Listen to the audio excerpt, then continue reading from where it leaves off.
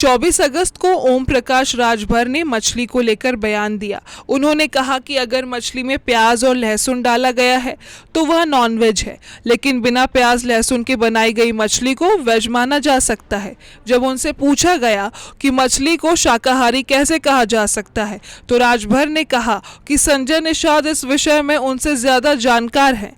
यानी राजभर ने सिर्फ अपनी राय नहीं रखी, बल्कि संजय निषाद के पहले दिए बयान का खुलकर समर्थन भी किया। राजभर की टिप्पणी उस बयान के बाद आई है जिसमें निषाद पार्टी के प्रमुख और यूपी सरकार के कैबिनेट मंत्री संजय निषाद के बिना प्याज लहसुन पकाई गई मछली को शाकाहारी मानने की बात कही थी। इस बयान पर धार्मिक और सामाजिक नजरिए से सवाल उठे। एक और इसे खान पान की परंपरा से जोड़कर देखा गया, तो दूसरी ओर आलोचकों ने कहा कि भोजन की श्रेणी सिर्फ मसलों से तय नहीं होती।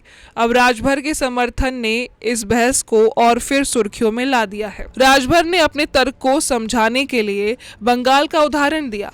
उन्होंने कहा कि अलग अलग राज्यों की परिस्थितियां और खान पान की परंपराएं अलग होती है। उनका कहना था कि बंगाल में पूजा पाठ के दौरान मछली खाने की परंपरा है, जबकि उत्तर प्रदेश में परिस्थितियां अलग हैं।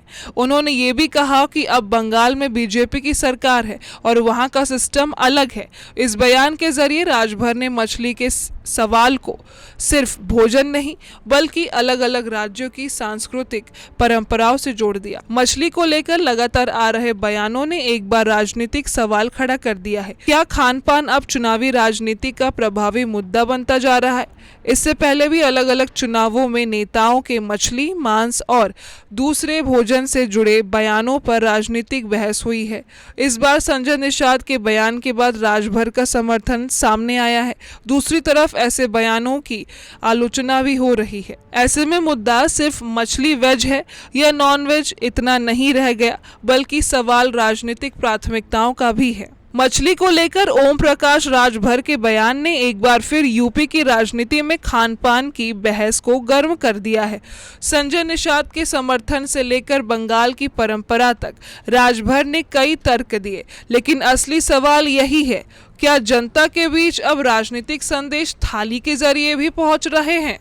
और क्या आने वाले चुनाव में ऐसे मुद्दे और बढ़ेंगे? मछली पर शुरू हुई बहस अब बयान से बयान तक पहुंच चुकी है। संजय निषाद के बाद ओम प्रकाश राजभर ने उनका समर्थन किया और बंगाल के खान पान का उदाहरण भी दिया, लेकिन सवाल यही है कि क्या नेताओं के ऐसे बयान सिर्फ सांस्कृतिक विधिवत की बात करते हैं या इनके जरिए चुनावी रणनीति के लिए अलग संदेश भी तैयार किया जा रहा है। कैमरा पर्सन पंकज के साथ मेधा चौधरी, TV 100।